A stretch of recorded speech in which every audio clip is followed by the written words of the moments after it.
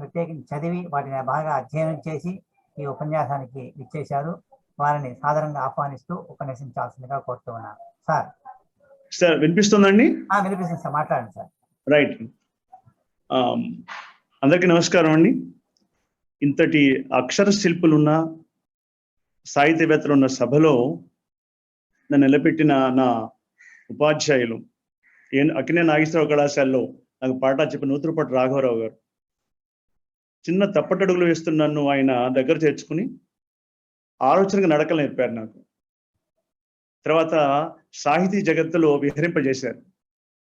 ఎన్నో చాలా గొప్ప విషయాలు చెప్పుకుంటూ వచ్చారు. ఆలోచన నడకలు నేర్పి ఈ పద్ధతిలో నడవాలని చెప్పారు. సాహితీ జగత్తులో విహరింపజేశారు.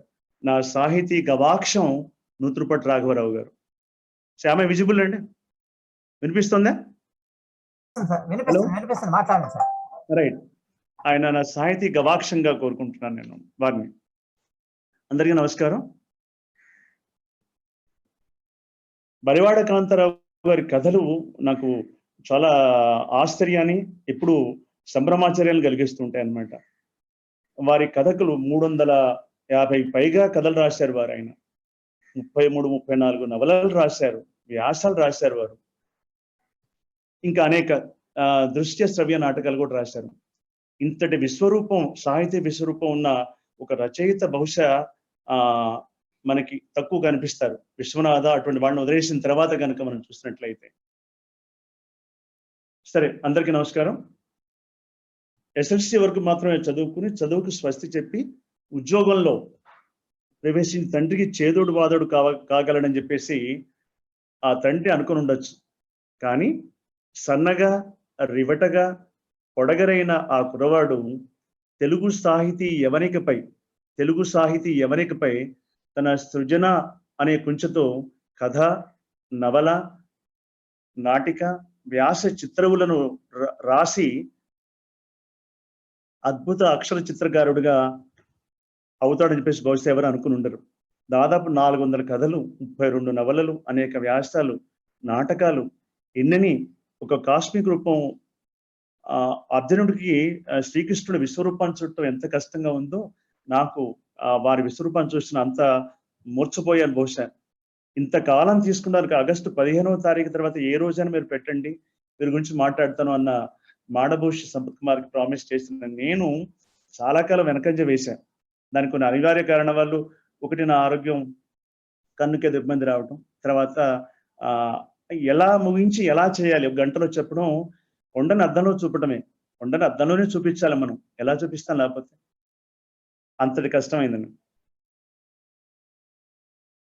సరే, నాటకాలతో తన తల్లిదండ్రులైన సూర్యనారాయణ, రమణమలనే కాక తమ ప్రాంతపు వంశధారను, శ్రీకాకుళం పట్టణంలోని మడగాం గ్రామాన్ని ఆనందంతో పులకింపజేసిన ఆ గొప్ప సాహిత్యవేత్త బలివాడ కాంతారావు గారు 1927 జూలై 3వ తేదీన మొట్టమొదటిసారిగా ఊపిరి తీసుకున్నారు. ఆయన పొలాల్లో పరిగెత్తుతూ, వంశధారలో పిల్లి మొగ్గలు వేస్తూ, గింతుతూ, స్వేచ్ఛా వాతావరణంలో హాయిగా ఆనందంగా పెరిగిన కాంతారావు గారి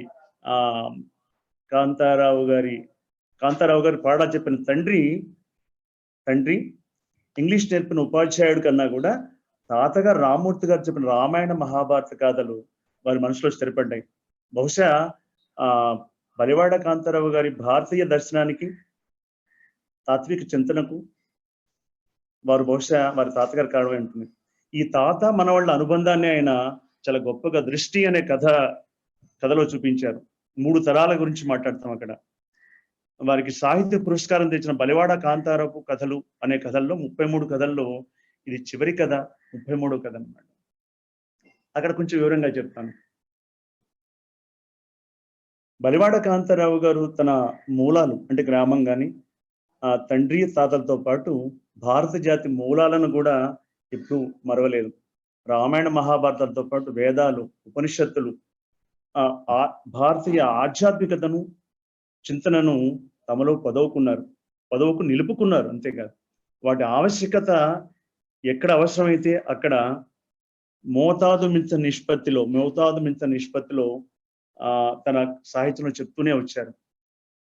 ఆయనకి 9 ఏళ్ల వయసులో 1936 విశాఖకు వచ్చి తన మేనమామ కరకల్స అప్పారావు గారి ఇంట్లో 5వ తరగతి చదివారు ఆయన. అయ్యా సంపత్ కుమార్ గారు ఫోటో ఏమైనా పెట్టడానికి సాధ్యం అవుతుందా? వారి మేనమామ. హలో సంపత్ గారు. అశోక్ వినిపిస్తుంది నా మాట? అశోక్ వినిపిస్తుంది మాట? వినిపిస్తుందండి. మ్యూట్ లో ఉన్నట్టున్నారు. వినిపిస్తుంది. సార్ మీ ఫోటోలు ఏమన్నా వారు మేనత్త గారి ఫోటో ఏమైనా పెట్టడానికి అవకాశం ఉందా? అవన్నీ పెట్టేశాం సార్. పెట్టేశారా ముందు? సరే. కరకవల్స అప్పారావు గారి ఇంటికి వచ్చారు చదువుకుంటానికి ఆయన. పంజరం స్వేచ్ఛ వాతావరణం నుంచి పంజరంలో పడ్డ పక్షిలాగా అయ్యారు ఆయన అక్కడ ఆ వాతావరణంలో. రాత్రిపూట ఏడ్చేవారు తనలో తను. అక్కడ ఆవిడ వాళ్ళ మేనత్త అమ్మాయమ్మ గారు, మేనత్త కాదు అమ్మాయమ్మ గారు వారికి ఊరటనిచ్చారు.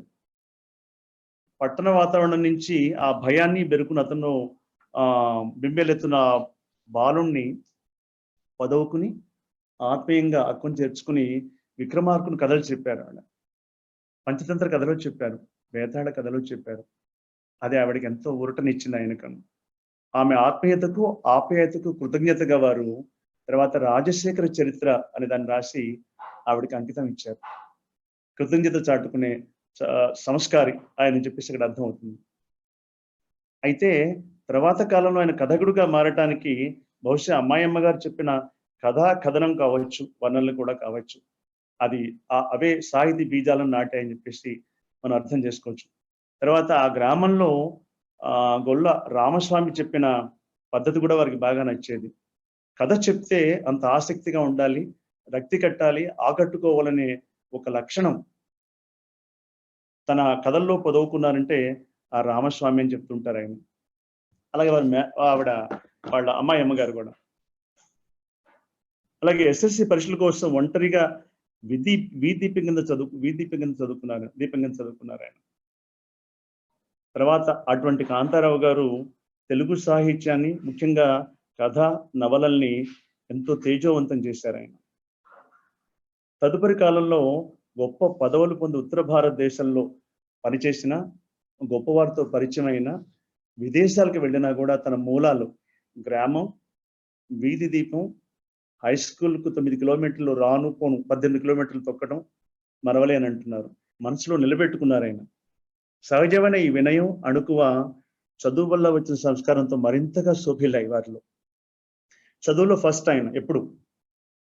అలాగే విద్యార్థి రాత పత్రికకి సంపాదకుడు కూడా.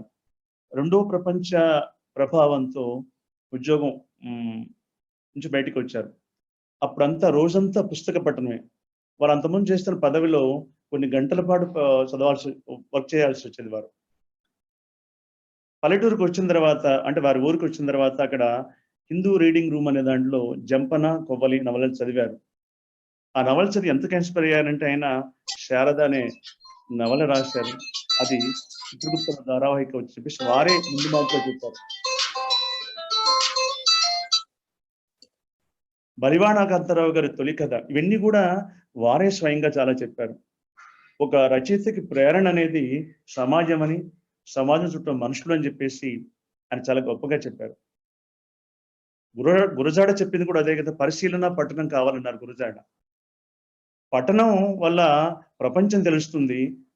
ఆ పఠనం వల్ల మనలో పదవుకున్న విషయాలు, ఆ జ్ఞానం కానీ లోకానుభవం వల్ల గట్టిపడతాయి, స్థిరపడతాయి. అటువంటి గొప్ప వ్యక్తి ఆయన. ఆ 2 లక్షణాలు పుణికిపుచ్చుకున్నారు ఈయన. పఠనం అనేక విస్తృతంగా చేశారు ఆయన.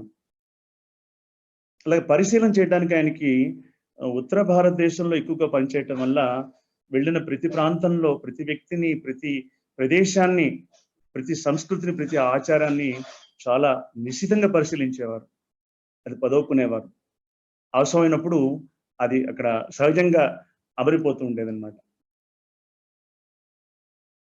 పరివర్తన కథ వారు చెప్పినట్టుగానే అదొక ప్రేరణ. ఎదురుకుండా ఉన్న ఒక పొరుగు ఆవిడని చూసి ఆవిడ కన్నీరు చూశారు, చెల్లించారు, ఒక కథ రాసేశారు. ఆ కథ పడటం ఆయనకి చాలా నమ్మకాన్ని. నమ్మకాన్ని ఇచ్చింది.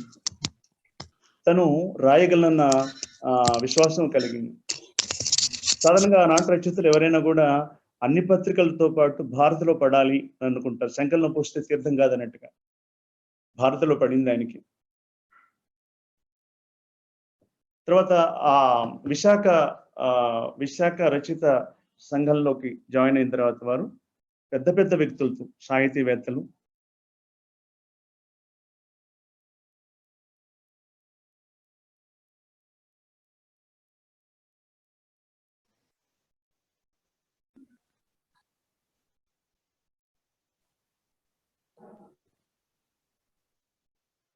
చంద్రశేఖర్ గారు మీది ఆడియో మ్యూట్ అయిపోయిందండి.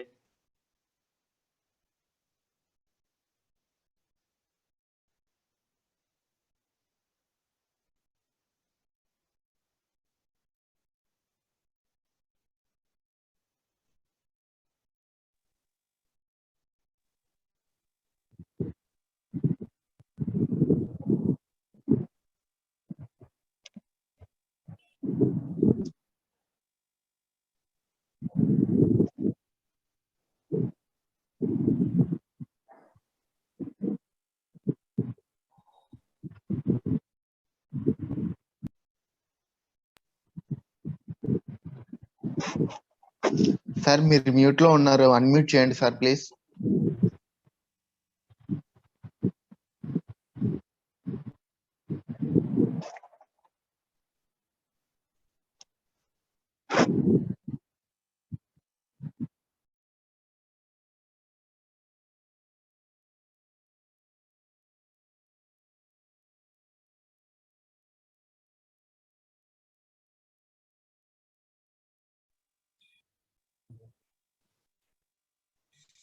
మాట్లాడండి సార్, మాట్లాడండి. ఇప్పుడు మీరు మ్యూట్లోకి వెళ్ళిపోయారు.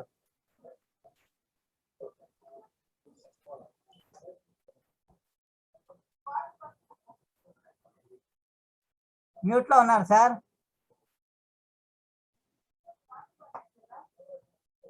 ఇప్పుడండి ఇప్పుడు మాట్లాడండి సార్. రైట్.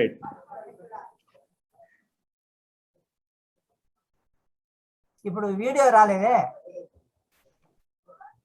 ఇది వస్తుంది రావట్లే. ఇప్పుడండి ఇప్పుడు ఉంది. మీరే దాన్ని టచ్ చేయకండి, అలాగే మాట్లాడండి. Okay right. ఎవరైనా పేర్లు కనిపించినా మీరు దాని గురించి ఆలోచించకండి. లేదు అలాగే.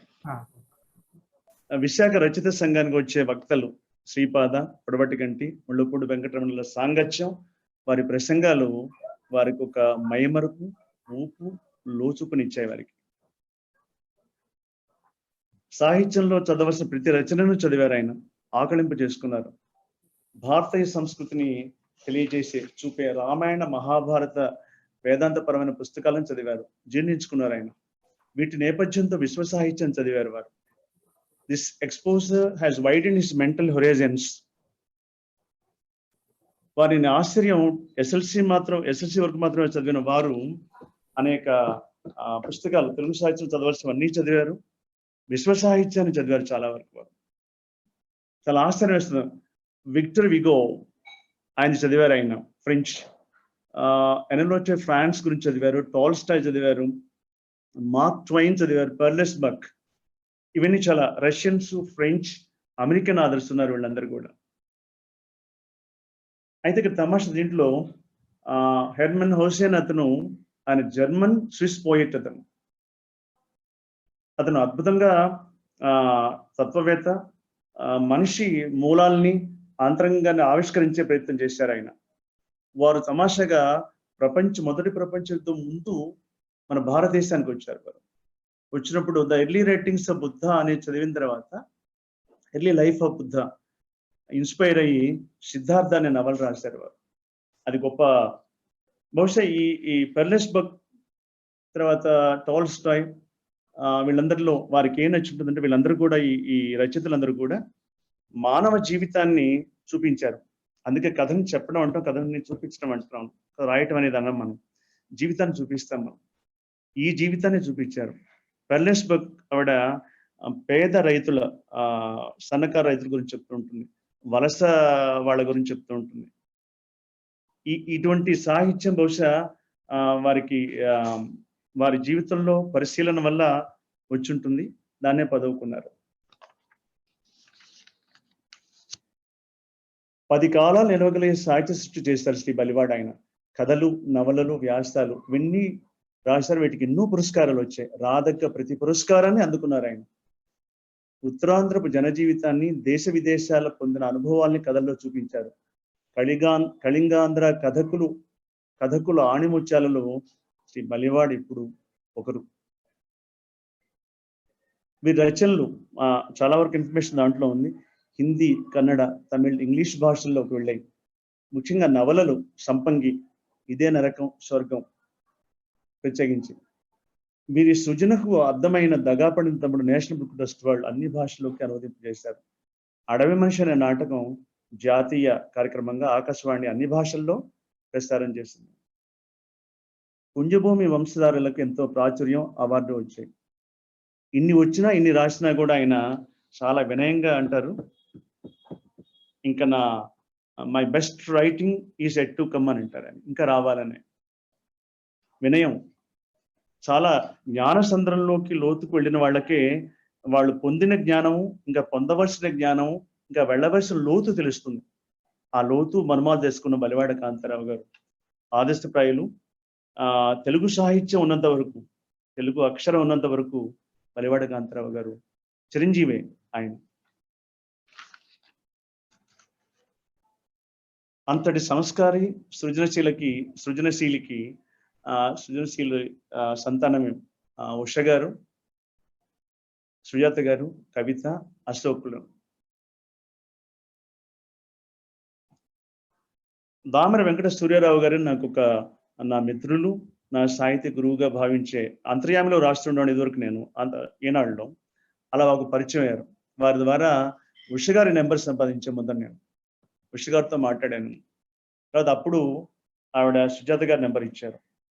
అయితే అనుకోకుండా it's so happened that some 4 to 5 years ago I had a talk with Sujata garu. I don't know what's the occasion. Perhaps I must have read a story of Balivada Kantaravu garu. మెల్లిగా ఆవిడ గుర్తు చేసేది. ఇప్పుడు మళ్ళీ నా నేపథ్యం చెప్పాను. తర్వాత కవిత గారు సరే పరిచయం కాలేదు. తర్వాత వారి సాహిత్య కృషి అంతా తెలుస్తుంది నాకు. తర్వాత వారు ఏం చేస్తారు, పిల్లలు తండ్రి వారసత్వాన్ని పుచ్చుకోవటం అంటే ఆస్తులే కాదు, సంపద కాదు, భూములు కాదని. అది ఎవరికైనా వస్తాయి. తాతగారి ఆస్తి వస్తుంది, తండ్రి ఆస్తి వస్తుంది మీకు వారసుడుగా. కానీ తండ్రి వారసత్వం పుచ్చుకోవడం అంటే తండ్రి వినయాన్ని, సంస్కారాన్ని, సాహిత్యాన్ని పట్టుకోవటం, పదవుకోవటం, తర్వాత తరానికి అందజేసే ప్రయత్నం చేయటం. ఈ ప్రయత్నంలో విశేషం ఏంటంటే ఆడపిల్లలుగా వారి అమ్మాయిలు ఎంత కృషి చేస్తున్నారో వారి అశోక్ కూడా వారి అబ్బాయి అంత కృషి చేస్తున్నారు కూడా. ఇంకా ఆయన ఉష గారు, కవిత గారు తండ్రి సాహిత్యం నిలువరించే ప్రయత్నంలో అనేక సాహిత్య కార్యక్రమాలు కండక్ట్ చేస్తున్నారు. తర్వాత కథల పోటీలు కూడా పెడుతున్నట్టుగా నేను విన్నాను. ఇక సుజాత గారు, వారు ఇంగ్లీష్ ప్రొఫెసర్ అని చెప్పాను ముందరే. వారితో చాలాసార్లు ఇంటరాక్ట్ అయిన తమాషా విషయాలు చెప్పారు ఆవిడ. నాన్న ఈ కథని నేను ట్రాన్స్లేట్ చేస్తే, నవల్ని ట్రాన్స్లేట్ చేస్తే అంటే ఆయన, ఎందుకమ్మా కొత్తగా రాయొచ్చు కదా, ఒరిజినల్ గా రాయొచ్చు కదా, why don't you write original story, why should you write this? Someone would do it. So encourages the original thinking because Balivada Kantaravu is the original thinker. అయినా ఆవిడ కొన్ని నవలలు మాన్సూన్ షార్స్ ఇన్ గోవా ఒకటి, మిథికల్ మెర్మైడ్ అనే పేరుతో సాహిత్య academy వాళ్ళకి రాశారు. అలాగే కొన్ని కథలు కూడా ట్రాన్స్లేట్ చేశారు ఆయన. ఇంకా చేస్తూనే ఉన్నారు. ఇక విశేషంగా చెప్పవలసిన వ్యక్తి వీరి సంతానంలో ఎదురుగుండా ఉన్న అశోక్. వారి వంశాంకురం, నిజమైన వారసత్వం ఆయన. తండ్రి నుంచి వచ్చిన ప్రతి అక్షరాన్ని, ప్రతి మాటని ఆయన వెబ్సైట్ లో ఉంచారు, డిస్ప్లేస్ చేశారనమాట. ఓ రకంగా ఎంత కృషి అంటే అది ఒక వ్యక్తి కాదు, ఒక సంస్థ అంటాం. ఆరుద్ర విషయంలో ఒక మాట చెప్తాం మనం, అంతటి సమగ్రాంధ్ర సాహిత్యం కానీ, అంతటి గొప్ప పరిశోధన కానీ ఒక వ్యక్తి చేసేది కాదు, ఒక సంస్థ చేయాలి. ఒక సంస్థ అంటే ఒక యూనివర్సిటీ ప్రొఫెసర్స్ కొంతమంది టీమ్ గా చేయవలసిన బాధ్యత అని చెప్తాం. ఆ ఒకటి అశోక్ పేరు వినిపిస్తున్న బహుశా ఆ ముగ్గురు ఉష గారు, సుజాత గారు, కవిత గారు కాపు కాస్తారని వారితోనే బయటకు వచ్చి చెప్పిస్తాను అనుకుంటున్నాను నేను. ఇతను పెట్టడం వల్ల ఏమైంది, ఇక్కడ ఒక సాహితీవేత్త రచనలన్నీ ఒక చోట దొరకటం వల్ల పరిశోధకులకి చాలా ముఖ్యంగా పరిశోధకులకి చాలా మార్గం సుగమం అవుతుంది. చకచకా తీసుకొచ్చి బాగా రాసేయచ్చు మనం. వీరు ఎంత మెటిక్యులస్ గా చేశారంటే అసలు ఆశ్చర్యం వేసింది. ఆ వెబ్సైట్ లో చూస్తూ ఉంటే మలివాడ కాంతారావు గారి గురించి వచ్చిన పేపర్ ప్రకటనలో వచ్చిన ఆ ప్రశంసలు కానీ అవి కూడా ఆ పేపర్ క్లిప్పింగ్స్ కూడా పెట్టారు. ఇంతటి శ్రద్ధ. ఇంటర్వ్యూస్ పెట్టారు, దృశ్య శ్రవ్య నాటకాలు కూడా దాంట్లో లభ్యం అవుతున్నాయి. అంతటి Ashok, my hearty congratulations to you and to entire Usha garu, Sujatha garu, and then Kavitha, whom I have not seen but heard about. I hope that I would see her soon. Thank you. ఇక బలివాడ కాంతారావు గారి శ్రీమతి శారద గురించి చెప్పాలి. ఆవిడ తెలుగు నేర్చుకున్నారని ఒక వెబ్సైట్ లో చూశాను. నేను వెబ్సైట్ చూస్తుంటే తెలుగు నేర్చుకున్నారని రాశాడు. నాకు ఆశ్చర్యం వేసింది. Is she not a Telugu women అడిగాను. ఈ ఇన్నాళ్ళు నేను ఈ వ్యాసం రాసే క్రమంలో అశోక్ అని perhaps I'm sorry Ashok, I have pestered you, I'm sorry if I have. Sujatha garu, I went on asking them అన్నాను. Because unless and until I am very clear of what I'm going to say, I cannot teach, I cannot say perhaps. అని అడుగుతూ వచ్చాను. అప్పుడు ఆయన చెప్పాను, మరి అమ్మ తెలుగు నేర్చుకున్నారు అని అంటున్నారు, మరి తెలుగు కాదు ఆవిడని. అప్పుడు చెప్పారు ఆయన, అమ్మ తెలుగు ఆవిడైనా కూడా పుట్టింది పెరిగింది ఒరిస్సాలోనండి, ఇక్కడ ఒడియానే వచ్చి ఆవిడికి, తర్వాత చుట్టరికం కూడా ఉంది నాన్నగారికి అమ్మకి అని చెప్పాడు వినయంగా. తర్వాత తన భర్త విశ్వరూపాన్ని, సాహితీ విశ్వరూపాన్ని చూసిన ఆవిడ భవిష్యత్ తెలుగు నేర్చుకోవాలని చెప్పేసి పట్టుబట్టారేమో, తెలుగు నేర్చుకున్నారు. అంతేకాదు మొట్టమొదటి విమర్శకురాలయ్యారు బలివాడ కాంతారావు గారి కథలకి. అలాగే బలివాడ కాంతారావు గారు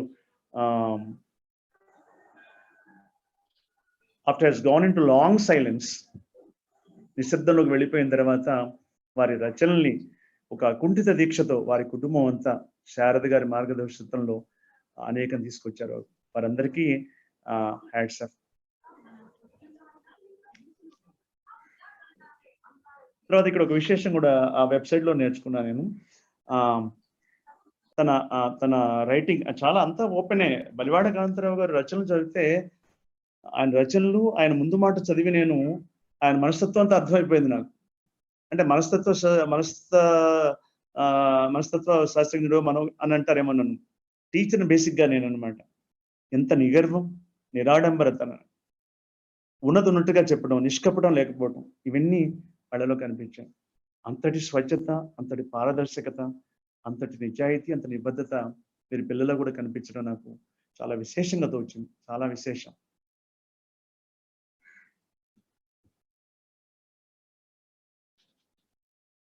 వారి రైటింగ్ అంత బాగుండేది కాదని, తర్వాత దాన్ని మెరుగుపరచడం కోసం, మేలుప్రతి చేయడం కోసం శారద గారి సహాయం తీసుకునేవారు. అలాగే తమ్ముడు నారాయణరావు గారి సహాయం కూడా తీసుకున్నారని చెప్పేసి అర్థమైంది.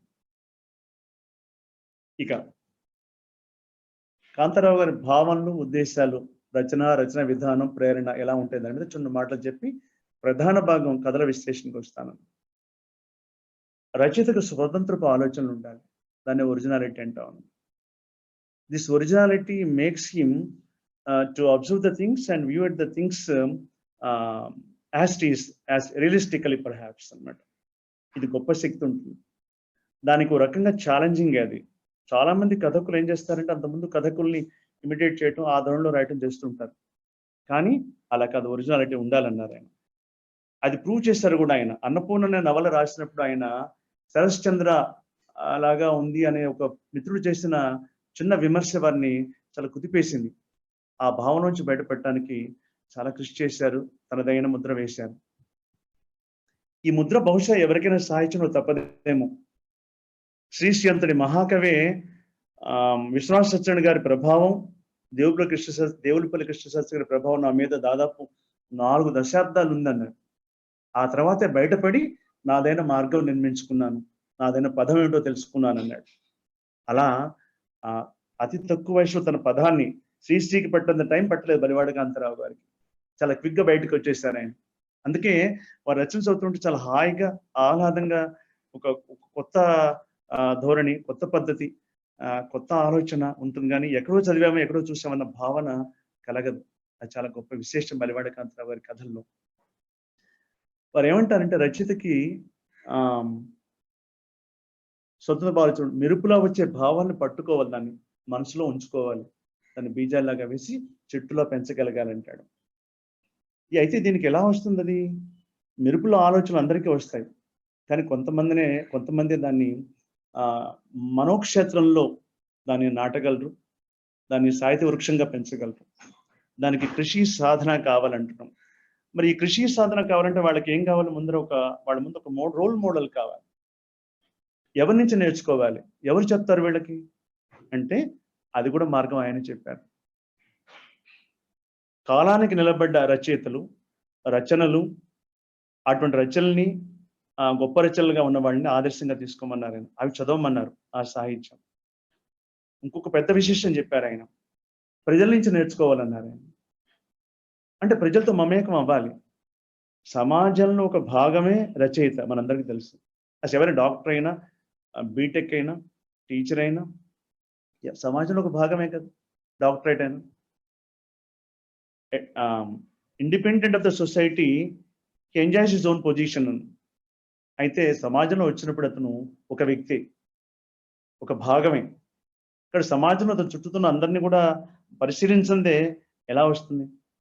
ఆ పరిశీలన ఆయనకి ఎన్ని కథలు చెప్పిందంటే, ఈ మధ్య జెఫ్రీ ఆర్చర్కి నేను ఒక లెటర్ రాశాను. Now he's a British author who has produced many novels and many short stories అని. మీకు ఎలా వస్తాయి ఐడియాస్ అని చెప్పేసి అడిగితే ఆయన తమాషాగా చెప్పారు ఆయన. చంద్రశేఖర్, నాకు ఐడియాస్ రాకపోవటం అనేది ఎందుకు లేదు, అసలు ఎప్పుడు కూడా రాకుండా ఎందుకుంటాయి, అసలు పరిశీలిస్తుంటా కదా ప్రపంచాన్ని అని అన్నాడు. నేను ఎవరితో మాట్లాడుతున్నా వాళ్ళు ఒక కథ అవుతారు. ఏ ప్రదేశం వెళ్తే ఆ ప్రదేశం ఒక కథ చెప్తుంది నాకు. కొన్ని వాస్తవిక సంఘటనలు కలుపుకుని కొంచెం అవసరమైన చోట నాటకీయత జోడించి చెప్తాను కథని అన్నారు.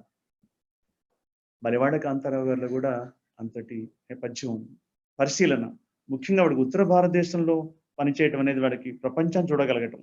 ఆ తర్వాత అమెరికాకు కూడా వెళ్ళారు, అక్కడ సంస్కృతిని చదివారు, అక్కడ ఉన్న లోపాలని చూశారు. అంతటి సంపన్న దేశంలో కూడా దరిద్రుల్ని, పేదవాళ్ళని చూశారు, చలించిపోయారు అనమాట. అది ఇప్పుడు వారి గ్రామం మడపాం గ్రామం లేదు ఆయనలో. ఇప్పుడు శ్రీకాకుళం జిల్లా లేదు, ఆంధ్రప్రదేశ్ లేదు, ఇండియా లేదు, అమెరికా లేదు. విశాల విశ్వం ఉంది, విశాల మానవుడు ఉన్నాడు. మానవుడు అనేవాడికి ఈ ప్రాంతం వాడు ఆ ప్రాంతం వాడు అనేది ఉండదు. Love is love, pain is pain, hate is same to all the human beings all over the world. అంతటి గొప్ప దృక్పథాన్ని చూపిస్తారు మనకి రచన వారు. తర్వాత ఇంకో చెప్తారు ఆయన, ఇంత రచయిత రాసిన కథల్ని, సాహిత్యాన్ని ఎవరు చదువుతారు, ఎవరు చదవాలి? మళ్ళీ సమాజంలో వ్యక్తులే, పాఠకులే చదవాలి. అందుకని ఏమంటారంటే ఆయన ఆ పాఠకుడికి పెద్దపీట వేస్తారు. తన కథ చదివి ఎవరైనా హృదయం స్పందించితే, ఒక కన్నీటి చుక్క విడిచినా, లేదు ఒక హృదయం బరువెక్కిన నా కథకుడిగా నాకు సార్థకత వచ్చిందని చెప్పేసి చాలా వినయంగా చెప్తారు. అది గొప్ప లక్షణం. ఒక కథ మనని అనూహ్యంగా మార్చవలసిన అవసరం లేదు. దుర్మార్గుల్ని సన్మార్గులుగా, సన్మార్గం దుర్మార్గం చేయవలసిన అవసరం లేదు. కానీ ఆలోచింపచేయాలి, అనుభూతినివ్వాలి. అరే వీళ్ళందరూ మన చుట్టూతో ఉన్న మనుషులే, మన తెలిసిన సమాజమే అనిపించాలి. సమాజానికి డిటాచ్డ్గా, దూరంగా, సంబంధం లేనట్టుగా ఉంటే అది హార్ష్ రియాలిటీ అవుతుంది. అది కాదు. ఇకపై వారి కథల విశ్లేషణ ప్రధాన భాగానికి వస్తున్నాను. 33 కథలు రాశారు వీరు. అంటే నేను తీసుకున్న కథా సంకలనంలో 5-6 సంకలనాలు వచ్చాయి. అప్పుడే ఉష గారు రకంగా కేకలేస్తాను, నన్ను నొసలు చుట్టిచ్చేస్తున్నారు. చాలా సంకలనాలు వచ్చాయండి, 400 కథల పైగా. నేను తీసుకున్న కేంద్ర సాహిత్య పురస్కార గ్రహీతలుగా తీసుకున్న వాటిలో వారికి బలివాడ కాంతారావు కథలు 98లో విశాలాంధ్ర వాళ్ళు పబ్లిష్ చేశారు. దానికి ఈ కేంద్ర సాహిత్య పురస్కారం వచ్చింది. నా దగ్గర ఉన్న కాపీలో ఇది ఈ పుస్తకం, ఇది రైట్. ఈ కథలో దీంట్లో 33 కథలు ఉన్నాయి. చక్రతీర్థ మొదటి కథ అయితే దృష్టి చివరి కథ. రెండు అద్భుతమైన సృజనే. సమయానికి లోబడి కొన్ని కథలు మాత్రమే చెప్పే ప్రయత్నం చేస్తాను. ముందుగా చక్రతీర్థ చెప్తాను. చక్రతీర్థ ప్రధానమైన కథని. తండ్రి కొడుకుల సంబంధం ఎలా ఉంటుంది, ఎలా ఉండాలి అని చెప్పే గొప్ప కథ ఇది. ప్రతిదీ వ్యాపారాత్మక విలువలతో చూస్తే శ్రీధర్ పండ అతని కలెక్టర్.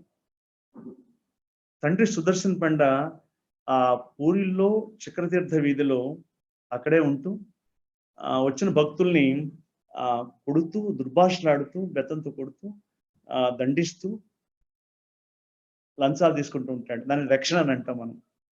ఆ అలవాటు, ఆ దక్షిణతోనే, ఆ డబ్బుతోనే, అలా తండ్రి సంపాదించిన డబ్బుతోనే అతను శ్రీధర్ పండ చదువుకున్నాడు.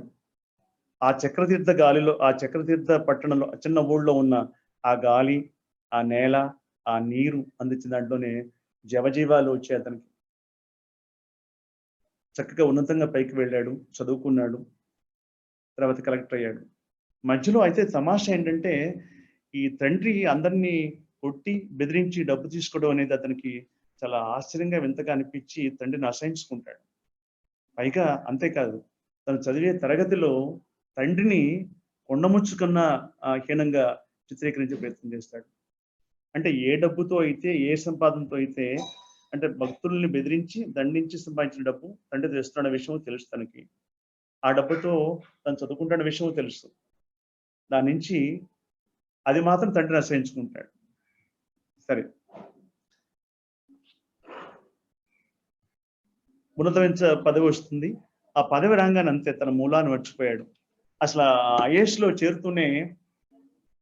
చేరుతూనే తన పండా అనే పేరు మార్చేసుకుని తనకి ఇష్టం లేదు. తన మూలాన్ని చెరిపేసుకున్నాడు అతను, సంబంధం లేనట్టుగా. ఎప్పుడు తండ్రి రమ్మన్నా వచ్చేవాడు కాదు. ఢిల్లీలో ఉంటాడు అతను. సరే, అది సాధ్యం కాదనుకున్న వేరే సంగతి. ఒకసారి అతని అక్క ముక్తా అనే ఆవిడ ఒక టెలిగ్రామ్ ఇస్తుంది. టెలిగ్రామ్కి నాన్నగారు కొంటూ బాలేదని ఇస్తే చాలా హుటాహుటిన ఢిల్లీ నుంచి వచ్చేస్తాడు. విమానాశ్రయంలో దిగుతూనే కథ అన్నమాట అలా ప్రారంభమవుతుంది. దిగుతూనే నడుస్తూ ఆ ప్రాంతం అలా చూసుకుంటూ వెళ్తున్నాడు. ఆ మేడలు, మిద్దెలు, ఆ రోడ్లు చూస్తూ ఉంటాడు. అతనికి చాలా గొప్పగా అనిపిస్తుంది. ఎందుకంటే అతను చేసేది కలెక్టర్ ఉద్యోగం. ఇంతటి అభివృద్ధికి దానికి ఒక భాగం ఎందుకు తనకు చాలా గర్వంగా అనిపిస్తుంది. అక్కడే అతని మనస్తత్వం తెలుస్తుంది. తన వల్ల ఇది సాధ్యమైంది. తను ఒక వ్యవస్థలో ఒక భాగమే కానీ ఆ వ్యవస్థకి భిన్నంగా అతను చేయలేడు, అతని వల్ల కాదు అన్న విషయాన్ని చాలా విస్మరిస్తాడు. ఒకటి వల్ల అవ్వదు కదా ఏది కూడా. కలెక్టర్ వల్ల అవ్వదు. కలెక్టర్ ఇంకా అతని చుట్టూ చాలా మంది ఉద్యోగులు ఉంటారు. సమిష్టి కృషి వల్ల అవుతుంది. సరే, రాగానే తండ్రిని చూస్తాడు. మంచం మీద తల్లి, ఆ తండ్రి కళ్ళల్లో మెరుపు కనిపిస్తుంది. లేవబోతూ అలా పడుకుని ఉంటే, బాగానే ఉన్నావు కదా, ఎందుకు నాకు టెలిగ్రామ్ ఇచ్చామని అడుగుతాడు. ముక్తని కేకలేస్తాడు తన అక్కని. ఆవిడ చెప్పే సమాధానంలో ఆ మధ్య బాగాలేదురా అంటే, అప్పుడు ఆయన సుదర్శన్ పాండ ముందుకు వచ్చి నేనే రమ్మన్నాను అంటాడు. కొంతసేపు సంభాషణ అయిన తర్వాత, నువ్వు పెద్దవాడివి అయ్యావు, కానీ ఎదగటం ముఖ్యం కాదు, ఏమి సాధించావు అనేది ముఖ్యం అని అంటాడు. భోజనం చేయమని అడుగుతాడు, భోజనం చేయడు. ఇక్కడ ఇంట్లో ఉండంటాడు, ఉండడు. అదే ఇంట్లో పెరిగాడు అతను. అదే తండ్రి వాత్సల్యంతో చదువుతో పైకి వచ్చాడు. అయినా విస్మరిస్తాడు, మాట్లాడు. సరే, వెళ్ళిపోతూ రాత్రికి రాగలవా అని అడుగుతాడు. సరే, ఏ కళ్ళు ఉన్నాడు శ్రీధర్ అంటాడు అనమాట. సరే వస్తాను అన్నానంటాడు. నాన్న కూడా అన్నట్టుగా ఎక్కడ మనకి రాయరాయనం. అంతటి ద్వేషభావం, అంతటి అసహ్యం రోతను పెంచుకుంటాను తండ్రి మీద అనమాట. కానీ అదే తండ్రి అస్తిత్వం, తండ్రి వల్లే తనకు అస్తిత్వం ఏర్పడింది, శరీరం వచ్చిందన్న భావన మర్చిపోతాడు. అటువంటి వాడు రాత్రికి వస్తాడు, భోజనం చేసి వస్తాడు. రాగానే తండ్రి ఒక పేపర్ పెన్ను తెచ్చి నేను చెప్పేది రాయమంటాడు అన్నమాట. ఒక కథలాగా, ఒక చరిత్రలాగా రాయమంటాడు. రాసే క్రమంలో జగన్నాథుడు ప్రసాదించిన ఒక ఒక తాంబూలమే మన శ్రీధర పండ. ఇతను అల్లారి ముద్దుగా పెంచా నేను. పిల్లలున్న ప్రేమతో పిల్లలు పెంచాలంటే, వారు అనుకున్నవి ఇవ్వాలంటే కనుక ఆర్థిక బలం కావాలి. ఈ ఆర్థిక బలం కోసం నేను ఈ భక్తుల్ని పీడించాను, అంతే తప్పగానే వేరే ఉద్దేశం లేదు కూడా రాయించుతారని. అక్కడ తమాషాగా అతనిలో శ్రీధర పండాలో ప్రాయశ్చిత్తం, మనసులో పశ్చాత్తాపం కలగదు, కించిత్ బాధ కూడా కలదు. పైగా తన తండ్రి కుడి చేయి పక్షవాతం వచ్చి పడిపోతుంది. ఈ పక్షవాతం చేత్తోనే, ఈ కుడి చేత్తోనే కదా భక్తులు కొట్టాడు, కాబట్టి తగిన శిక్ష జరిగిందా అనే ఒక మనసులో ఊహ వస్తుంది. కానీ పైకి చెప్పించాడు ఆయన, బలివాడ కాంతారావు గారు. కథకుడు ఎప్పుడు కూడా ప్రతి అరటిపండు వచ్చి చెప్పకూడదు, చెప్పరు. బలివాడ కాంతారావు గారు ఎలా చెప్తారు? చెప్పరు. ఆయన సూచిస్తారంతే. వాడు కొంచెం ఇది ఈ చేయవాలి, ఈ చేత్తోనే కదా కొట్టేవాడు, తండ్రి బత్తంతో కొట్టేవాడు, అందుకే అని చెప్పి కోరుకుంటాడు. సరే, కొంత రాయటం అయిపోయిన తర్వాత ముక్తసరిగాను ముభావంగా ఉన్న తన కొడుకుని చూసి చాలా బాధ కలుగుతుంది ఆయనకి. ఏం చేయాలో తెలియదు. ఆ చివరి ఒక మాట అంటాడు, నువ్వు పెద్దవాడు అయ్యావు, ఎతకటం ముఖ్యం కాదు నాన్న, ఏమి సాధించావు అనేది ముఖ్యం అని గుర్తుంచుకుని చెప్తూ వెళ్ళినాయన వెళ్ళినట్టు ముఖం తిప్పేసుకుంటాడు అనమాట. సరే, శ్రీధర్ వెళ్ళిపోయిన నెలలాళ్ళకి అతనికి ఆ ఇంటి నుంచి ఒక ఉత్తరం వస్తుంది. ఆ ఉత్తరం అంతకుముందు రాసిన ఉత్తరానికి కొంచెం కొనసాగింపే. తన అక్క ముక్త రాస్తుంది. దాంట్లో బ్రీఫ్గా చేస్తే, జగన్నాథుడు ప్రసాదించిన ఆ తమలపాకు అంటే శ్రీధర పండ ఒక కలవారి కోడలు, కలవారి అమ్మాయి సొంతం చేసుకుంది. ఇప్పుడు నాకు ఇక్కడ అనాథాన్ని అన్నట్టుగా చెప్తాడు అనమాట. అది ఆమెకి సొంతం. ఈ స్వీయ చరిత్ర లాంటిది అనుకుందాం. ఈ స్వీయ చరిత్రకి సుదర్శన పండ తన గురించి, తన పూర్వీకుల గురించి, తన గురించి శ్రీధర పండ ఎలా పెంచాడో రాస్తాడు అనమాట. ఈ చరిత్ర మొత్తాన్ని ఆ కలవారి కోడలకి అంకితం చేస్తా అని చెప్పేసి ముగిస్తారు ఆయన. ఒక గొప్ప కథ. అది అయిపోయిన తర్వాత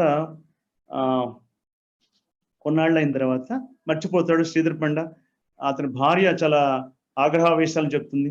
ఇంకా కోడలు కదా, నన్ను నా మీద కోపం చూపిస్తున్నారని చెప్పేసి అంటుంది. అయిపోతుంది. ఇద్దరు చాలా బిజీగా ఉంటారు. ఆ పేర అనుభవిక వైద్యం చదవాల్సిందే. బాగా డబ్బున్న వాళ్ళ ఆలోచనలు, వాళ్ళ పదవులు, వాళ్ళ స్టేటస్, వాళ్ళ అంతస్తు స్థాయిలు ఏ విధంగా ఆలోచిస్తారో ఆ ఒక పారాగ్రాఫ్ లో చెప్తారు. తర్వాత కథ ముక్తాయింపు, అద్భుతమైన ముక్తాయింపు. అక్కడ ఆ ప్రాంతం నుంచి ప్రధాన పండ ఒక గోపాల్ పండ అని ఉంటారు. ఆయన ఒక ఉత్తరం రాస్తారు. సారాంశం ఏంటంటే, తన తండ్రి సుదర్శన్ పండ చనిపోయాడు అని చెప్పేసి వార్త. అయితే ఆయన సంపాదించిన డబ్బుతోనే, లేదు వాళ్ళందరూ కలిసి వేసుకున్న డబ్బుతోనే వారికి ధన సంస్కారాలు చేశారు అని చెప్పేసి చెప్తాడు అనమాట. మొట్టమొదటిసారిగా శ్రీధర్కి పశ్చాత్తాపం కలుగుతుంది. మనసు సంక్షుభితం అవుతుంది అనమాట.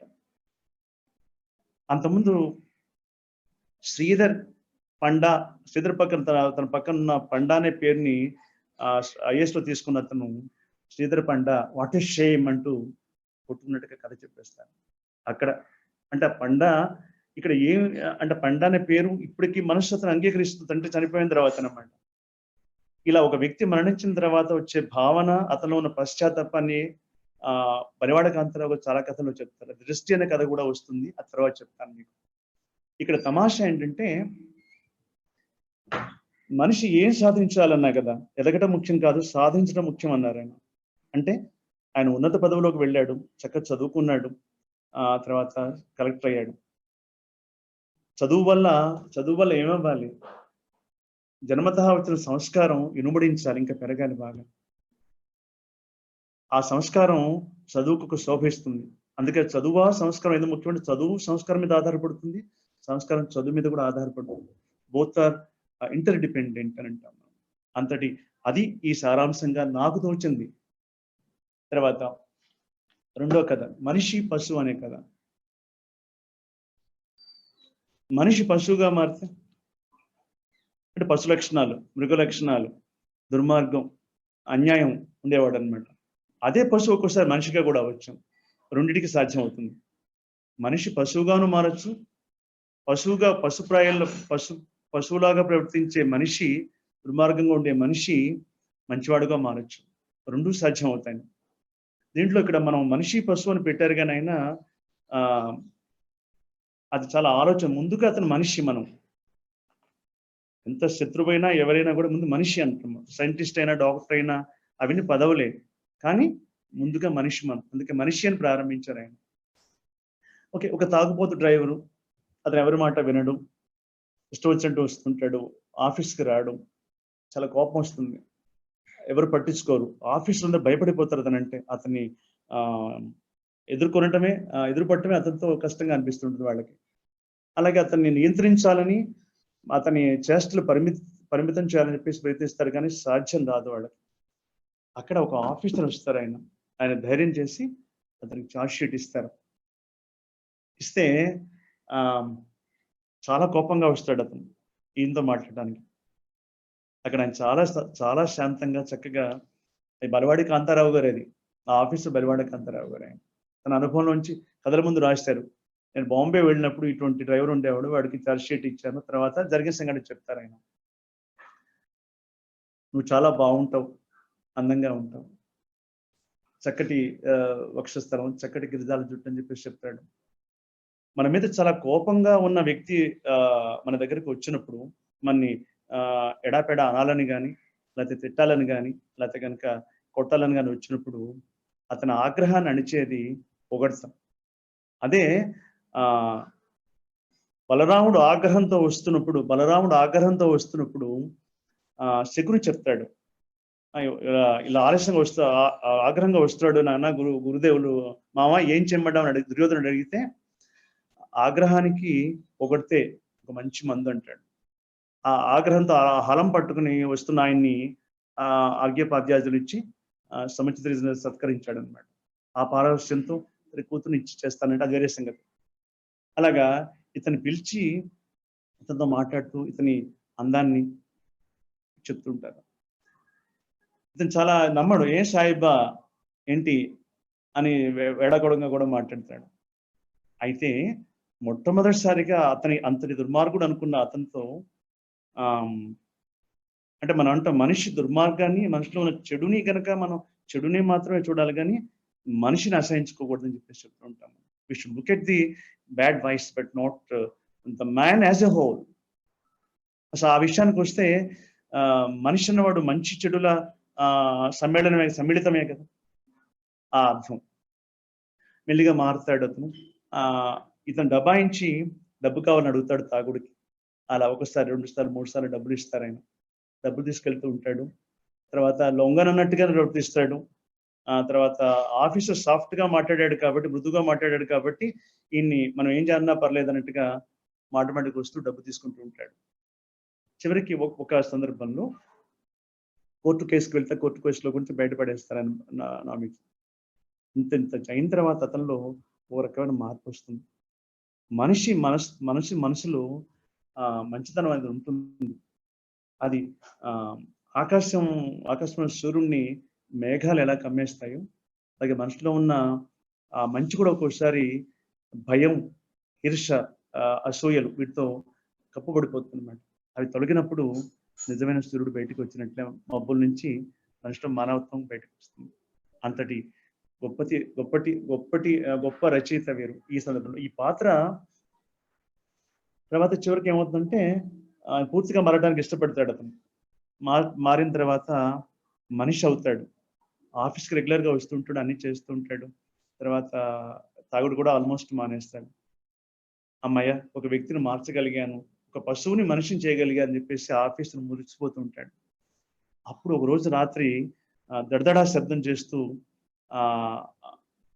శబ్దం అవుతుంది. ఆఫీసు తలుపు తెరుస్తారు. కమీజంతా రక్త మరకలతో తాగుబోతూ ఆ డ్రైవరే నుంచుని ఉంటాడు. అతను అన్న మాటలు చాలా తమాషాగా ఉంటాయి. ఇక్కడ అతను చెప్పిన మాటలు అన్నమాట.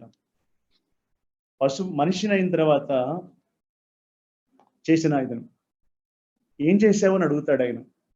వాడు రక్తంతో నిండిన బాపు కమీజ్ నుంచి తీసి చూపిస్తూ, నేను పశువుగా ఉండేవాడిని, నీ దయతో మనిషి అయ్యాను, నా జీవితం నా ప్రేమ నా బ్రతుకంతా దానికి ఇవ్వడం మొదలుపెట్టాను నేను. అది పరాయవాడతో పోవడం మానలేదు, కృష్ణ అయ్యాను, సహించలేకపోయాను అది. అందుకని ఆ అవినీతిని నెట్టుకున్నాను, దాన్ని పొడిసేశాను సాయిబా, పొడిసేశానంటూ అతని కళ్ళ మీద పడిపోతాను. మనిషిలో ప్రేమనిచ్చిన ప్రేమ వచ్చునంటాడు గురజాడ. ప్రేమతోనే సాధ్యం అవుతుంది మనకి, ద్వేషంతో ఏది సాధ్యం కాదని చెప్పడానికి ఈ కథ.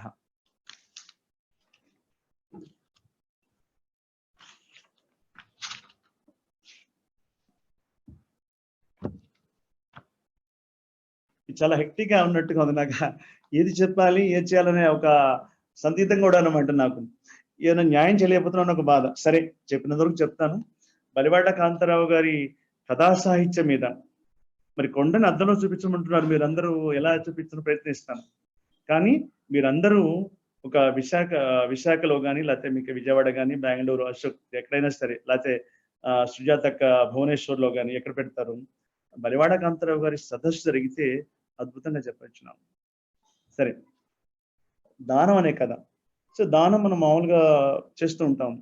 అయితే దానిలో తమాషా, కొంతమంది ఏం చేస్తారంటే వాళ్ళకి అనవసరమైన దానం చేస్తుంటారు ఈ రోజుల్లో. అంటే వాళ్ళు ఉపయోగించని పెట్టెలు కానీ, బట్టలు కానీ చేస్తూ ఉంటారు. వాళ్ళు ఎలాగో వాడుకోరు కదా అనే ఉద్దేశంతో. అలా కాదు, దానం సహజ గుణంగా మనసులోంచి రావాలి, మనసులోంచి పెళ్ళిపోకాలన్నమాట. దానం చేసే వ్యక్తి కుడి చేతిలో ఉన్నదాన్ని కుడి చేతిలో ఇచ్చేయాలి, ఎడం చేతిలో ఎడం చేతిలో ఇచ్చేయాలంటారు. చేతులు మారే లోపు తన మనసు మారిపోతుందని కూడా పెద్దలు చెప్తూ ఉంటారు. ఈ దానం అనే కథలో గిరిధర్రావు ఎప్పుడు దానం చేస్తూ ఉంటాడు. చాలా గుప్త దానాలు, మూడో కంటికి తెలియదు. ధనపరంగా చేస్తారు, తర్వాత సహాయపరంగా చేస్తారు, తర్వాత రక్తదానాలు చేస్తుంటారు. అన్ని తనకి 10 రూపాయలు తన దగ్గర ఉన్నప్పుడు అది అవసరమే తనకి, కానీ దానికన్నా ఎక్కువ అవసరం ఉన్న వాడికి ఆ 10 రూపాయలు ఇచ్చేస్తూ ఉంటాడు. ఆ ఒక్క 2 లైన్స్ లో గిరిధర్రావు వ్యక్తిత్వాన్ని ఎంత చక్కగా సంక్షిప్తంగా చెప్పారో చూడండి ఆయన.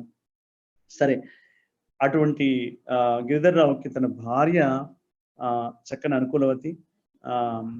తనకి తమాషా ఏంటంటే ఆవిడ గర్భవతి, పిల్లల్ని కనబోతూ ఉంటుంది అనమాట. అయితే ఆవిడకు కిడ్నీస్ దెబ్బతింటాయి, దానికి కిడ్నీస్ కావాలి. అప్పుడు ఈ తమాషా ఏంటంటే ఆయన ఎక్కడ కూడా బలివాడ కాంతారావు గారు ఆవిడ గర్భిణి ప్రసవంలో అని చెప్పరు అనమాట. చూడండి లైన్స్ ఎలా ఉంటాయో.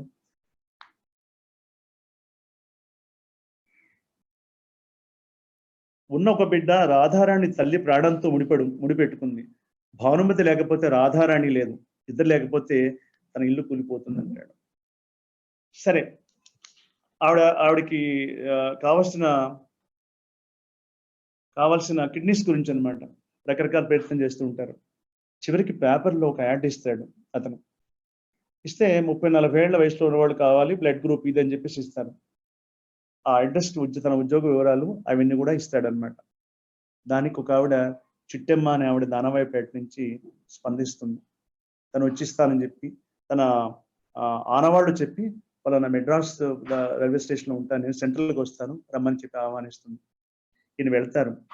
ఎవరి చిట్టెమ్మ అని ఎప్పుడు చూడలేదే అని చెప్పేసి ఆలోచిస్తూ ఉంటారు ఆయనకు తెలియని వ్యక్తి. సరే, వెళ్ళి తీసుకొస్తారు. తర్వాత ఆవిడ దానం ఇవ్వడానికి ముందుకు వస్తుంది. వచ్చిన డాక్టరు ఒక ప్రశ్న వేస్తారు ఆవిడ్ని. ఇంత దూరం నుంచి ఎందుకు వచ్చావు నువ్వు, ఎందుకు ఇవ్వాలనుకుంటావు అని చెప్పేసి డాక్టర్ అడుగుతాడు అక్కడ. ఆ సంభాషణ చాలా బాగుంటుంది, చదవండి.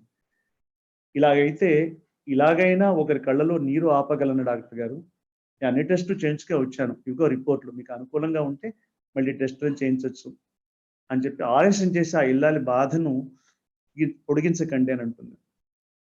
డాక్టర్ ఆమె యగాదిగా చూశాడు, అంతే. ఆపరేషన్లు అయిపోతాయి. తర్వాత చిట్టెమ్మ త్వరగా కోలుకుంది.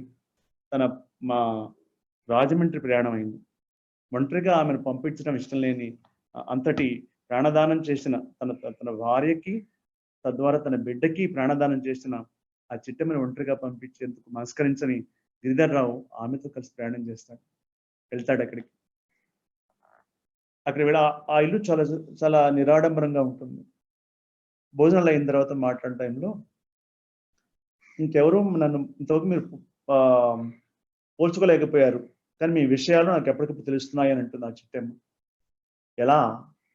అప్పుడు చెప్తాడు అనమాట, మా పొరుగు వాళ్ళ పెద్దలు మీ ఆఫీస్లో పనిచేస్తున్నాడు, ఆయన ద్వారానే మీ ఆవిడను మీరు ఆవిడలో తీసుకెళ్ళా తెలిసి మీ అవసరం తెలిసిందంటూ.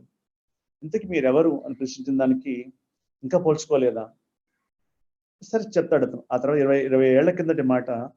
అప్పుడు నాకు ముఖ్యమైన కోరిక ఉండేది, అది తీరని కోరిక అని తెలిసి మరీ కోరుకున్నాను, మీలాంటి వారిని, అంటే మిమ్మల్ని భర్తగా పొందాలని అంటుంది. అప్పటికి మీకు ఇంకా పెళ్లి కాలేదు, కానీ నాకు పెళ్ళయింది. చూడండి ఎంత క్రిటికల్ సిచ్యుయేషన్ గా ఉంటుందన్నమాట. వెరీ డెలికేట్ సిచ్యుయేషన్ అంటున్నాం మనం. ఆ రోజుల్లో అవకాశం లేకపోయినా మీరు మీ ఇద్దరికి మూత్రపండం ఇవ్వడానికి సిద్ధపడ్డారు. ఆ సుశీలనండి నేను అంటుంది. చిట్టమ్మకి ఎందుకు మార్చుకున్నావు పేరుని అడుగుతాడు. మా ఆయన మార్చాడు అని అంటుంది. అయితే గిరిధర్రావు 20 ఏళ్ల క్రితం ఆలోచన 20 ఏళ్ల క్రితం వెళ్తాయి. ఆవిడ చక్కటి అందకత్త, చక్కని పలువరుస, చక్కని ముక్కు, అందం. అయితే అది రావటం కాలం మనం అనుకున్నట్టుగా, జీవితం మనం అనుకున్నట్టుగా సాగితే అది జీవితం కాదు, కాలము కాదు. మీ రుణం ఎలా తీర్చుకుంటాను అని అన్నాడు. ఎన్నాళ్ళ నుంచో అనుకుని అనేసాడు అనమాట. అప్పుడు అమ్మాయి అంటుంది చిట్టేమన్నమాట, నీ ఇచ్చింది దానం కాదండి, నాలాంటి మామూలు మనిషి దానం చేయలేరు. ఇంకేమిటంటే ఫలితం ఆశించి చేసిన దానం కాదంటుంది. అంటే ఇంతకుముందు తనని భర్తగా పొందాలనుకుంది, ఆ ఆశ ఆవిడలో ఉంది. కాబట్టి ఫలితం ఆశించి లేకపోతే కనుక ప్రతిఫలం ఆశించి చేసే దానం నిజమైన దానంగా కాదు అని చెప్పేసి ఆ పాత్ర ద్వారా చెప్తాడు. ఇప్పుడు మీరు మీ ఆవిడ మీద చూపించే ప్రేమాందాలు నా మీద కూడా పడినట్టే లెక్క అని తృప్తి పడుతుంది ఆవిడ. ఇన్నాళ్ళకు ఇలా నా కోరిక, మీ ఇలాంటి మంచి భర్త అని అంటుంది ఆవిడ. అక్కడ దాంపత్య సుఖం కానీ దైహిక వాంఛలు కానీ అవి లేవు. మంచితనం కావాల్సి వచ్చింది. తన భార్య మీద గిరిధర్రావు చూపిస్తున్న ఆ ప్రేమానురాగాలు, ఆప్యాయత అవన్నీ తన మీద కూర్చున్నట్టుగానే భావిస్తుంది ఆవిడ. అంతే. ఆమెతో పాటు అతను కన్నీటి పొంగును ఆపులేకపోయి చెప్పేసి కథను ముగిస్తారు ఆయన. ఎంతటి కథ చూడండి, అద్భుతమైన కథ. మనసుని ఆలోచింపచేయట్లేదు. ఆ చిట్టెమ్మ అంటే సుశీలన్న ఆవిడ ఆ కోరుకోవడం సహజం కాదు. తీరని కోరిక, ఆ కోరిక కోరుకుని కావాలనుకుని తీరకపోతే దాన్ని విశ్వప్రయత్నం చేసి వీళ్ళ కాపురాన్ని భగ్నం చేసినట్లయితే బహుశా చిట్టెమ్మ పాత్ర మన మనసులో నిలిచేది కాదు కదా. తర్వాత ఇంకొక కథ. సంపత్ గారు ఇంకొక 5 నిమిషాలు మాట్లాడచ్చా? సరే సార్, 5 నిమిషాలు కన్క్లూడ్ చేసేయండి సార్. ఎంతండి? 5 నిమిషాల్లో కన్క్లూడ్ చేయండి. Okay, right. Okay sir. Sir, ముంగీస కథ మనందరికీ తెలిసిన కథే. చాలా గొప్ప కథ. ఒక ముంగీస ఎదుటి వాళ్ళ ఇంట్లో ఉన్న డాక్టర్ గారి ఇంట్లో ఉన్న ముంగీస తన కోడి పిల్లలు తింది అన్న నెపంతో భైరవయ్య ఏం చేస్తాడంటే వాళ్ళు సమయంలో లేనప్పుడు చంపేస్తాడు దాన్ని. ఆ డాక్టర్ కుటుంబం వాళ్ళు దాని మెడ చుట్టూత ఒక మువ్వలు కడతారు. అవి గలుగలు శబ్దం చేస్తూ అవన్నీ తిరుగుతుంటే చాలా వాళ్ళ ఒక బిడ్డలాగా చూసుకుంటారు. అటువంటి ముంగీసని ఏం చేస్తారంటే వాళ్ళు ఊరు వెళ్ళిన టైంలో చంపేస్తాడు. అతను కర్ర తీసుకొని అది దెబ్బ కొడుతున్నప్పుడు అది బెంబేలెత్తిపోయి వెనక కాళ్ళ మీద నిలబడి పైకెత్తి నాది తప్పు కాదు, నేనేం చేయలేదు, నన్ను ఎందుకు దండిస్తావు అన్నట్టుగా అనిపిస్తుంటుంది. తర్వాత తన కోడి పిల్లల్ని ఒక పెద్ద ముంగీస, తను ఊహించినంత పెద్ద సైజులో ఉన్న ముంగీస, ఆ రంగులో ఉన్న ముంగీస మెదగొస్తున్నట్టుగా భావించి తిన్నట్టుగా అనిపిస్తుంది. కొన్నాళ్ళకి ఆ పశ్చాత్తాప భావం అతని మనసాన పడేట్టు చేస్తుంది. అలా చనిపోతాడు అతను భైరవయ్య. ఇది గొప్ప కథ ఆలోచించగలిగితే. మేనత్ ఇన్స్పిరేషన్తో రాశారని చెప్పేసి చెప్తారు. చివరికి కథ ఒక కథ. ఇది దృష్టి అనేది చెప్పకపోతే నాకు మనసు తోచదు. చాలా ముఖ్యమైన కథ అనుకున్నా నేను. మొదటి కథ చక్రతీర్థ కథ. తండ్రి కొడుకుల అనుబంధం ఎలా ఉంటుందో, ఎలా ఉండాలో చెప్పిందో. ఇది దృష్టి అనే కథ 3 తరాలకు సంబంధించిన కథ. సీతారామ స్వామి, విశ్వనాథం, రమేష్, 3 తరాల తాత, తండ్రి, రమేష్ అని. విశ్వనాథానికి చదువు అంటే చాలా మోజు. తండ్రి మూర్ఖపట్టుదల, తండ్రి మత ఛాందస్తాలు విని తనకి ఇష్టం ఉండదు. ఇక్కడే ఉండిపోవాలనే భయంతో అయితే అంతటి సీతారామస్వామి కూడా తండ్రి ఏం చేస్తాడంటే అతను తన కొడుకు భవిష్యత్తు కోసం ఉన్నత ఉజ్వలమైన భవిష్యత్తు కోసం ఇంగ్లీష్ మీడియం చదువు చెప్పిస్తాడు. ఆ తర్వాత అతను ఇంగ్లీష్లో పోస్ట్ గ్రాడ్యుయేట్ చేస్తాడు. ఆ పెద్ద కంపెనీలో ఉద్యోగం వస్తుంది, విదేశాలకు వెళ్ళొస్తాడు. అంతే, అతను నరనరాన ఇంగ్లీష్ వస్తుంది. మరి అటువంటి అతను తన కొడుకు రమేష్ని ఇంగ్లీష్ మీడియంలో చదివించకుండా ఎలా ఉంటాడు? అతను చదివిస్తాడు. ఇప్పుడు అతని కొడుకు అమెరికాలో ఉన్నాడు, పెద్ద పదవిలో ఉన్నాడు. విశ్వనాథ్ ఎన్నిసార్లు తన తండ్రి పిలిచిన ఆ ప్రాంతానికి వెళ్ళాడు. అతను ప్రతి దాంట్లో ఒక వ్యాపార ధోరణి ఉంటుంది. అతను పెద్ద కంపెనీలో ఉద్యోగం చేస్తూ ఒకసారి మీకు రాను పోను ఖర్చులు, విమాన ఖర్చులు ఇస్తాం, వసతి కూడా ఇస్తాం, కొంత పారితోషికం ఇస్తాం అనుకున్నప్పుడు ఉపన్యాసాలకు వెళుతూ ఆ క్రమంలో ఒకసారి తన తండ్రి ఉన్న గ్రామానికి లేకపోతే పట్టణానికి దగ్గరలో ఒక 40-50 కిలోమీటర్ దూరంలో చెప్పడానికి వస్తాడు. ఉదయం దిగుతాడు, సాయంత్రం ఉపన్యాసం అది. ఈలోపు తండ్రి చూద్దామని వెళ్తాడు. అంతకుముందు చాలాసార్లు నాయన నువ్వు రావాలి, నువ్వు ఇక్కడ ఉండాలి అన్నా కూడా వినడవుతాం. బహుశా నేను చనిపోయేటప్పుడు ఇక్కడే ఉండాలన్నా కూడా వినడవుతాం. తండ్రి విశ్వాసం కానీ, మత విశ్వాసం కానీ, మూఢ విశ్వాసం, నా దృష్టి, నా ఆలోచన, నా మతం ఇచ్చింది నాకు. నా జీవితం ఇలాగే, నా ఘటం ఇలాగే వెళ్ళాలని చెప్పేసి తండ్రి చెప్పిన మాటల్ని ఖాతరు చేయడం. చివరికి ఈ ఉపన్యాస సందర్భంగా వెళ్ళినప్పుడు అతని దగ్గరికి వెళ్తాడు. ఆ వెళ్ళంగానే అతను ఆ కొడుకును చూస్తున్న ఆ సంబరంతో ఆ సీతారామస్వామి చిన్నపిల్లాడైపోతాడు. అతని కొడుకు విశ్వనాథం తండ్రిగా అవుతారు అనమాట. గంతులు వేస్తాడు, ఏవేవో మాట్లాడుతూ ఉంటాడు. ఓ రకమైన అదేమంటుంది, దాన్ని ఉన్మాద చేష్టలాగా చేస్తూ ఉంటాడు. ఈలోపు ఇతనితో మాట్లాడుతూ నాయన సెలవైపోయిందిరా అని చెప్పేసి కళ్ళు మూస్తాడు. అప్పుడు అతని దహ సంస్కారాలు చేసినప్పుడు అతను కోరుకున్నట్టుగా అతని మతపరంగా, అతని భావానికి అనుగుణంగా అన్ని కర్మకాండలు చేస్తున్న సందర్భంలో విశ్వనాథం మదిలో రకరకాల ఆలోచనలు వస్తాయని. తన తండ్రి ఉన్నప్పుడు తండ్రి దృష్టి తనకు సోకలేదు. ఆ వేదాంత ధోరణి కానీ, ఆధ్యాత్మిక చింతన కానీ అవి కానీ అతను పట్టుకోలేదు. తన తండ్రి తను మరణించడం ద్వారా తనకు ఆ దృష్టిని కలిగించాడంటాడు. ఏమిటి దృష్టి అది? ఆస్తికులు నాస్తికులు అంటాం, ఎవరి విశ్వాసం వాళ్ళదే. కానీ ఒక వ్యక్తి నమ్మిన విశ్వాసాన్ని చివరి వరకు అతను ఆ పదంలో వెళ్ళటమే నిజాయితీ, నిబద్ధతకి మంచి పేరంటాం మనం. ఆ తండ్రి దృక్పథాన్ని ఇక్కడ వచ్చిన సందర్భం కాదంటే ఒక మాట చెప్తాను.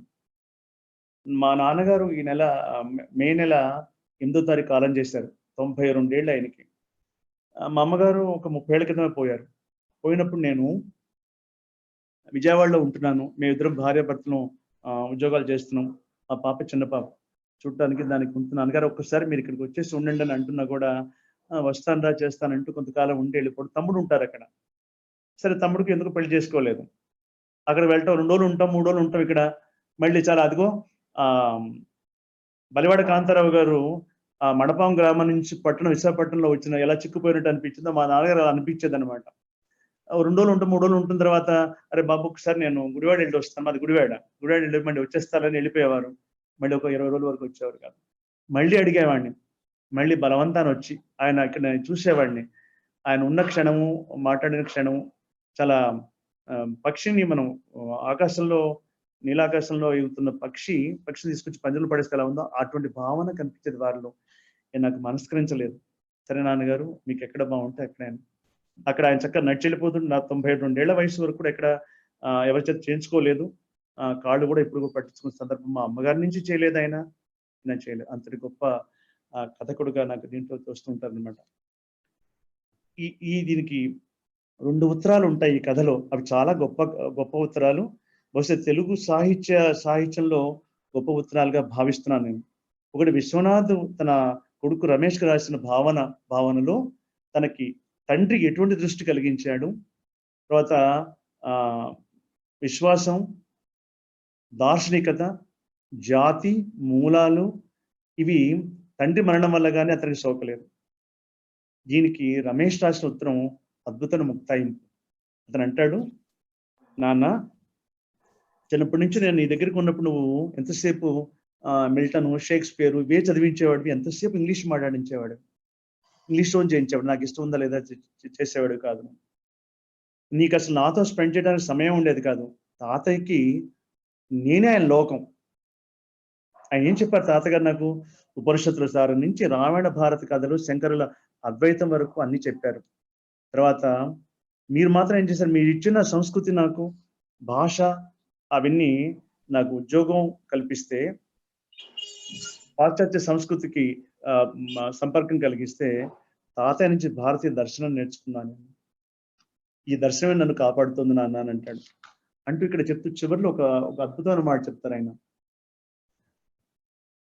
సృజన కలిగిన ఒక కళాకారుడు, ఒక కవి కానీ, శిల్పి కానీ, ఎవరైనా సరే చేసే ఒక గొప్ప రచన కానీ, గొప్ప కళాఖండం కానీ కొంతకాలం అయిన తర్వాత అంటే అది జాతిలో ఒక భాగం అయిపోతుంది, కాలంలో నిలిచిపోతుంది. అందరూ నిలవరు. ఎన్ని లింగాలు ఉన్నా కూడా ఒక వీరేశలింగమే నిలిచిపోయినట్టుగా కొందరు కథకులు, కొందరు రచనలు మాత్రమే నిలిచిపోతాయి ఎప్పటికీ. అటువంటి గొప్ప రచన వీరిది. అటువంటి రచనలు ఏమవుతుంటే కొంతకాలం అయిన తర్వాత జాతి సంపద అవుతుంది. ఆ జాతి సంపదను కాపాడుకోవలసిన అవసరం, ఆవశ్యకత, బాధ్యత అంతమించి మన మన కనీస ధర్మం అని ఈ కథలో చెప్తారు. చివరిలో విశ్వనాథం తన కొడుకుతో రాసిన కథను చూసి అలా మౌనంగా చాలాసేపు ఉండిపోయి చివరికి మొదటిసారిగా కొడుకు ఉత్తరం రాస్తాడు. అది తెలుగులో అని చెప్తారని చివరిలో మాట. అది పెద్ద ముక్తాయింపు అనిపిస్తుంది అన్నమాట. నీ ఉత్తరం చూసి గర్వపడ్డాను నాన్న, నీ అన్వేషణ జయప్రదం కావాలని కోరుతూ అని తొలిసారి కొడుకుకు తెలుగులో ఉత్తరం రాశారన్నారు. ఇది నేను బలివాడ కాంతారావు గురించి నేను నేర్చుకున్నది, అర్థం చేసుకున్నది. నాకు ఇంకా ఏదో అసంతృప్తిగానే ఉంది, ఎంతో చెప్పాలని. బహుశా ఎక్కువ సమయం తర్వాత ఇప్పుడు దొరికినట్లయితే మాట్లాడడానికి ప్రయత్నిస్తానేమో. గొప్ప వాళ్ళతో సరసన ఉంది. ముఖ్యంగా ఇక్కడ మాడభూషి సంపత్ కుమార్ గారికి నేను ఎక్స్క్యూజ్ అడగాలి. వారు ఆగస్టు 15 తర్వాత అన్నాను, కానీ ఇప్పటి వరకు ఆయన్ని నేను ఇదిగో అదుగో అంటూనే ఉన్నాను. పాపం ఎక్కడ కూడా ఆయన ప్రెషర్ తీసుకురాలా. లేదు, బలివాడ కాంతారావు గారి మీద మాట్లాడుతాను నేను, నా స్లాట్ ని ఇంకోళ్ళకి ఇవ్వలేదు ఆయన. అలాగే యోహన్ బాబు గారితో మాట్లాడాను నేను.